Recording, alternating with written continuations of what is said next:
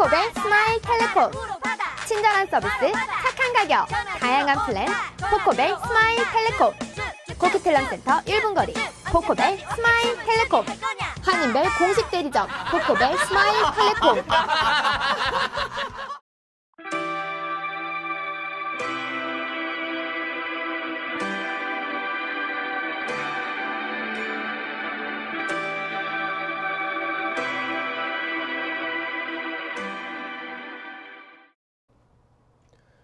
(1월부터) 지난 1년간 적용되던 포트만 브릿지 통행료 할인이 종료되면서 이용하는 운전자들의 부담이 2배가 됐습니다.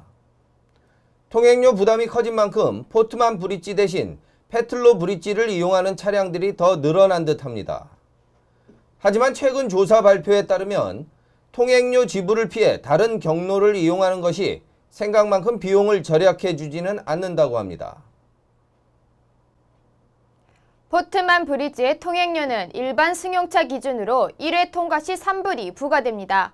많은 운전자들이 통행료를 아끼려고 포트만 브리지 대신 페틀로 브릿지로 우회하고 있습니다. 하지만 페틀로 브릿지로 우회하는 것이 실제 비용 면에서는 절감되지 않는다는 연구 결과가 발표됐습니다. 빅토리아 교통정책연구소의 토드 리트먼 씨는 고정비용, 즉 자동차 보험 및 차량 감가상각을 제외하고 자가용 운영 비용을 산출한 결과 메트로 밴쿠버의 자동차 운행 비용은 1km당 20에서 30센트라고 합니다. 운전자가 통행료를 부담하지 않기 위해 5km 돌아간다고 가정했을 때 그 비용을 1.5불이라는 계산이 나옵니다. 하지만 운전자들이 우회하는 경로와 차종, 시간대에 따라 교통 정체 등 다양한 변수로 인해 오히려 더 많은 비용을 지불하는 경우도 있다고 합니다. BC 교통부는 시간당 30불을 버는 운전자가 도로에서 11분을 지체하게 되면 시간당 1.38불에서 2.75불의 비용이 더 소모된다는 분석 결과를 내놓기도 했습니다. 따라서 우회하는 것이 결코 통행료를 절약하는 것이 아니라는 결론입니다.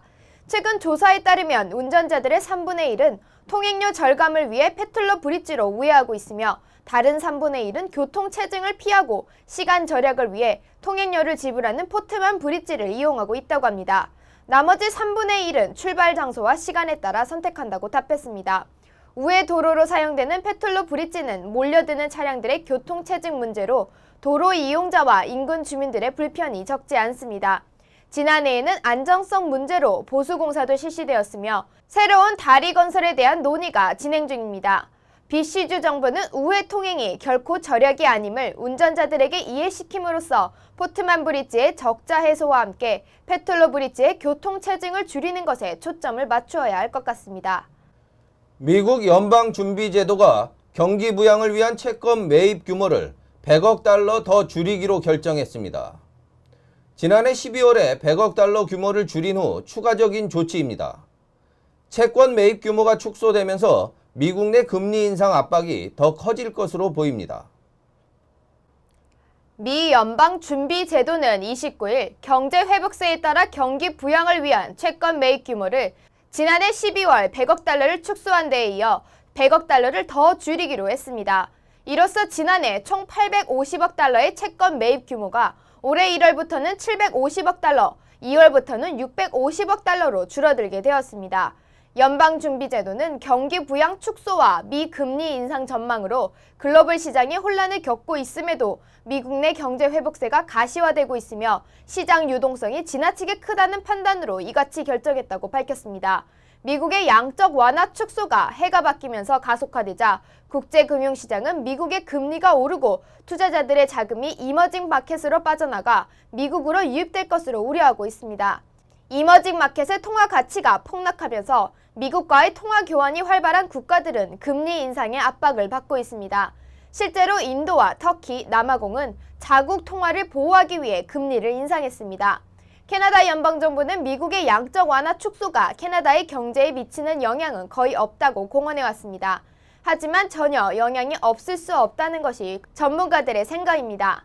상당수의 경제학자들은 미국의 채권 매입 규모가 100억 달러씩 줄어들고 12월에는 최종 150억 달러가 감축되면서 마무리될 것이라며 경제 펀디멘털이 허약한 경제 신흥국들의 불안감이 커지고 있다고 진단했습니다. 따라서 신흥국들의 금리가 인상하고 경제 불안감에 따른 교역 축소가 가시화되면서 이들과 거래하는 캐나다와의 수출입 거래가 축소될 것으로 예상되고 있습니다. 또한 미국의 양적 완화 축소는 금리 인상 요인으로 작용해 사상 최저치를 기록 중인 미국의 금리가 인상되어 캐나다의 기준금리 인상 압박이 심해질 것으로 예상됩니다. 밴쿠버가 내세우던 중요 산업 중에 영화 산업이 있습니다. 그런데 이 영화 산업이 최근 몇 년간 불황이었는데요. 높아진 환율 때문이었습니다. 캐나다 달러의 약세가 계속되면서 BC주의 영화 산업이 활기를 되찾고 있습니다. 물론 캐나다의 영화 산업은 미국의 하청 작업에 불과합니다. 루니 약세가 계속되는 가운데 밴쿠버 주민들의 희비가 교차되고 있습니다. 30일 아침 기준으로 캐나다 루니의 $1 대비 가치가 90센트를 넘지 못했습니다. 이처럼 루니의 약세가 계속되자 미국으로의 쇼핑을 선호하던 주민들은 울상을 지었으나 미국 고객들을 대상으로 하는 업계는 오랜만에 얼굴을 폈습니다. BC주의 영화 산업이 그중 하나입니다. BC 영화제작연합의 피터 리치 회장은 그동안 BC주가 미국을 상대로 하는 대표적인 산업이었던 영화제작 하청업계는 루니의 강세로 오랜 기간 불황을 겪었다고 말했습니다. 그는 루니의 약세가 시작되자마자 큰 변화가 일어나고 있다며 캐나다 영화 제작 시장이 활발해지고 있음과 동시에 미국에서의 오도도 늘어나고 있다고 전했습니다. 실제로 해가 바뀌자마자 예년보다 높은 고용률을 보이고 있다고 전문가들은 전하고 있습니다. 피터 리치 회장은 BC주는 오랜 경험을 자랑하는 전문 인력을 비롯해 영화 촬영에 도움이 되는 각종 시설들이 잘 발달되어 있다며 제작비 문제만 걸림이 되지 않는다면 미국의 영화 제작사들에게는 무척 매력적인 촬영지라고 덧붙였습니다. BC주의 영화 산업은 영화 기획과 마케팅 사업은 아닙니다. 미국의 영화업계의 하청 제작 또는 촬영 장소 등으로 제공되는 영화 인프라 산업입니다. 소프트 파워는 없이 환율에 따라 울고 웃는 캐나다 영화 하청 산업의 가련함이 엿보이는 대목입니다. 사사의 개니치로 주미 일본 대사가 29일 미국에 대해 어느 나라가 우방국이고 어느 나라가 말썽을 일으키는 나라인지 입장을 분명히 밝히라고 한 발언이 미 언론에 보도되었습니다. 최근 미국 정가에서 아베 신조 일본 총리의 야스쿠니 신사 참배와 과거사에 대한 인식에 대해 비판적인 지적이 계속되면서 터져나온 발언입니다. 말썽을 일으키는 나라에 대해서 북한으로 얼버무리기는 했지만 일본이 말한 말썽을 일으키는 나라가 과연 누구일까요? 사사의 대사는 29일 미 싱크탱크 전략국제문제연구소가 개최한 세미나에서 미국은 보다 긴밀한 양국 관계 구축을 위한 공약을 확실하게 보여야 하며 미국이 아시아 태평양 지역에서 어떤 역할을 할 것인지를 분명히 해야 한다고 말했습니다. 이 같은 발언은 4월에 예정된 버락 오바마 미국 대통령의 방일에 대한 의미를 설명하며 한 발언입니다. 사사의 대사는 말썽을 일으키는 국가에 북한의 핵 개발을 거론하며 북한이 포함된다고 말했지만 더 이상 구체적으로 밝히지는 않았습니다. 이 같은 사사의 대사의 발언은 최근 중국과 일본 주미 대사들이 미 주요 언론의 기고문 등을 통해 치열한 설전을 주고받은 가운데 나온 것입니다. 중국과 일본은 동중국해의 다오이다오, 일본 측 주장 센카토 열도를 둘러싼 영유권 분쟁 및 아베 신조 일본 총리의 야스쿠니 신사 참배 등을 둘러싸고 충돌을 계속하며 양국 관계가 극도로 냉각됐습니다. 사실 일본의 이 같은 군국주의적 도발의 불씨는 미국이 당겼습니다. 미국이 중국을 견제하는 역할을 일본에 위임하면서 일본의 군사력 증강이 필요했고 그 구실로 일본은 군국주의의 동력을 얻기 위해 일본 내 우경화를 부추겨 왔습니다. 그런 가운데 일본의 우경화가 다오이다오, 독도, 위안부 문제로 번지면서 한국과 중국, 일본 동북아 3국 간의 격한 대립이 시작되었습니다. 미국은 일본이 중국을 견제해 주길 바랬지만 견제가 아닌 도발이 되면서 한국과 중국이 공조하는 등 사태가 심각해지자 서둘러 일본을 막아서며 발생한 상황인 것입니다. 일본이 미국에 볼멘 소리를 한 셈입니다. 미국은 일본을 자제시키면서 동북아 사태가 화약고가 되지 않도록 진정시킬 필요성을 느끼고 있는 듯합니다. 4월 오바마의 방일은 한국과의 공조를 되찾고 중국과 군비 경쟁을 하지 않도록 정리가 필요한 상황입니다.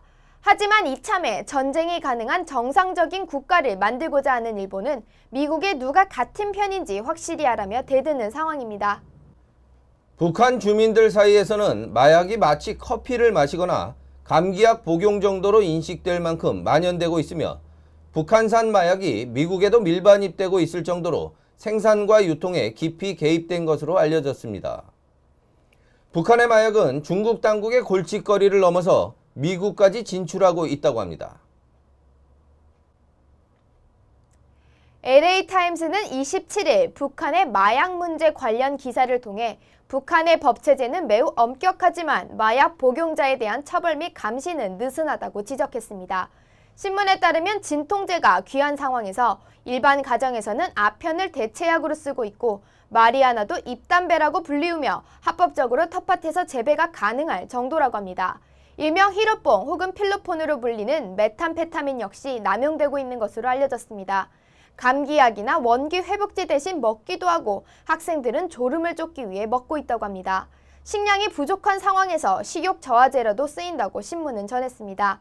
시중가는 그램당 15달러 선으로 LA 평균 20달러보다 싸다고 합니다. 중국에 거주 중인 탈북 여성 세라리 씨는 북한에선 집에 손님이 오면 정중하게 마약 흡입을 권장하기도 한다며 졸릴 때 커피를 마시는 것과 비슷하지만 필로폰은 효과가 훨씬 좋다고 신문과 인터뷰를 통해 말했습니다. 북한 길거리에서 마약이 나타나기 시작한 것은 2005년으로 북한 정부가 1990년대까지 외화벌이 수단으로 이용했던 함흥 지역의 마약 공장의 가동을 중단하자 실직한 공장 노동자들이 개인적으로 마약을 제조하기 시작했다고 합니다. 제조된 마약들은 현금, DVD 등을 운반하는 밀수꾼들을 통해 중국으로 다시 수출돼 국경 인근 마을들을 병들게 하고 있다고 합니다. 연변 법대 조사에 따르면 1995년에서 2005년까지 10년 사이 연길에서는 마약 중독자가 47배나 급등했습니다. 북한산 마약은 이미 태평양을 건너 미국에서도 유통되어 지난달 뉴욕 연방법원에 기소된 중국인 마약 밀수범 5명은 밀반입을 시도했던 220파운드의 필로폰이 북한산이라고 자백했다고 LA타임즈는 보도했습니다. 지난해 12월 YBR 국제공항에서 캐나다 국경수비대 조사를 받던 중 사망한 중년 여성이 멕시코 사람인 것으로 밝혀졌습니다. 그러나 국경수비대 측은 경찰과 감시청의 조사에 성실히 응하고 있다는 것 외에는 아무런 정보도 공개하지 않고 있습니다.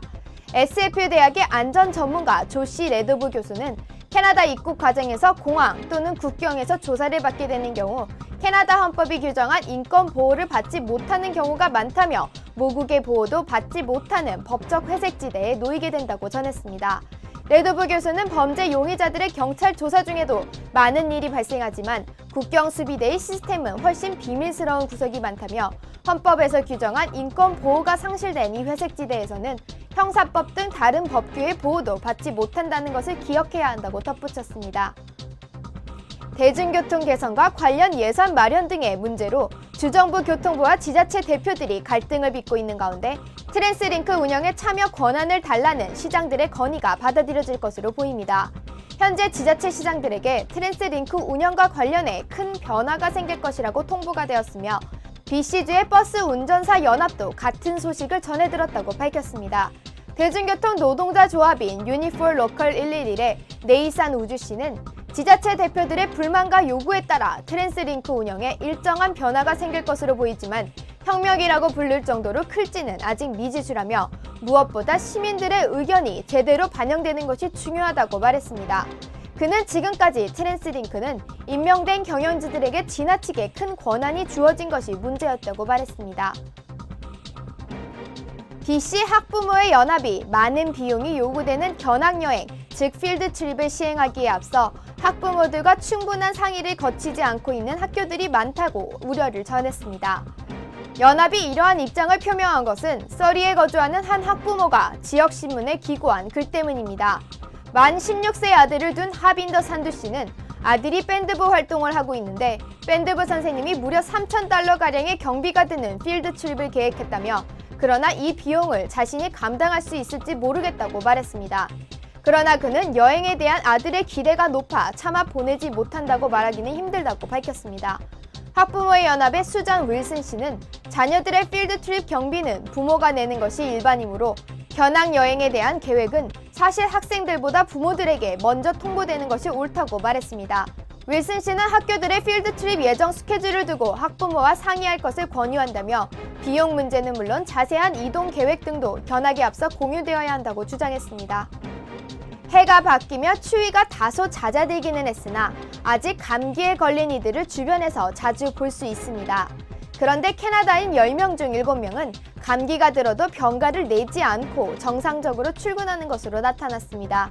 특히 만 18세부터 34세까지의 젊은 층이 다른 세대에 비해 아파도 출근하는 비율이 높은 것으로 조사됐습니다. 이유로는 팀원들과 보조를 맞추어야 하는 업무에서 뒤처지고 싶지 않기 때문입니다. 그러나 이러한 상황은 결코 바람직하지 못하며 감기와 같이 감염되는 질병의 경우 직장 동료들에게 옮길 수 있기 때문에 고용주들은 반드시 병가를 내도록 독려해야 한다고 전문가들은 권장하고 있습니다. 웃으면 행복해집니다. 코코벨 스마일 텔레콤.